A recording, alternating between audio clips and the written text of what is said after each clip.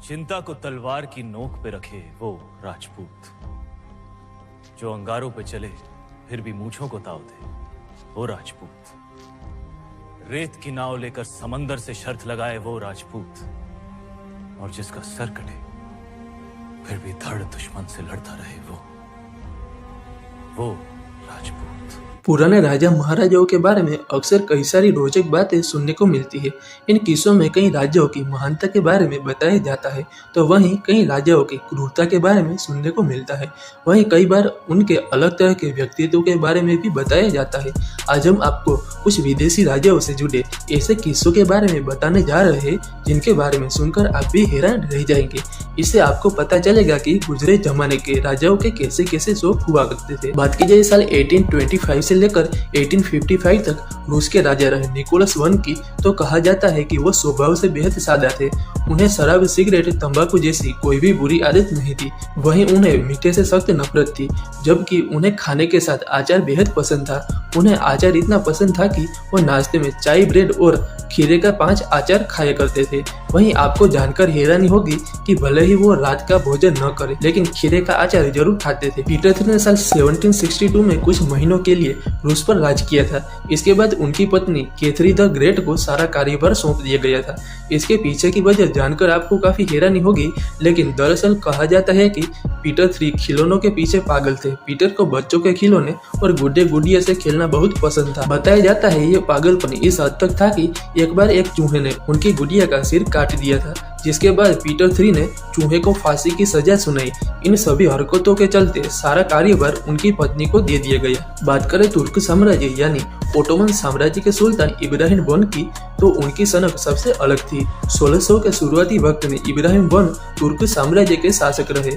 उनका बचपन काफी कष्टदायक था। उन्हें बिना खिड़की वाले कमरे में बंद करके रखा जाता था, जिससे वह काफी हिंसक स्वभाव का हो गया था। यही कारण है कि उसे दूसरों को प्रताड़ित करना अच्छा लगता था। वहीं अजीबोगरीब बात तो ये है कि उसे मोटी महिलाओं से प्यार था, और ये प्यार हद पार कर चुका था। दरअसल उसने मोटी औरतों का हरम भी बनवाया था। साथ ही उसके 3 औरतों से बच्चे भी थे। हेनरी VIII ने 1509 से लेकर 1547 तक इंग्लैंड पर राज किया। इसके साथ भी एक अजीब किस्सा जुड़ा है। जैसे जैसे हेनरी VIII की उम्र बढ़ने लगी, वैसे वैसे उसे आभास होने लगा कि कोई उसे मारना चाहता है, जिसने उसे पागल बना दिया था। उसकी रोजमर्रा की चीजों में जहर मिलाकर कोई उसे मार न दे, इस डर से वो अपने नौकरों को अपनी चादर, तकिया आदि चुनने के लिए देता था। स्पेन के शाही परिवार के लोग जब भी बीमार पड़ते थे तो संतों की लाशों के साथ सोते थे।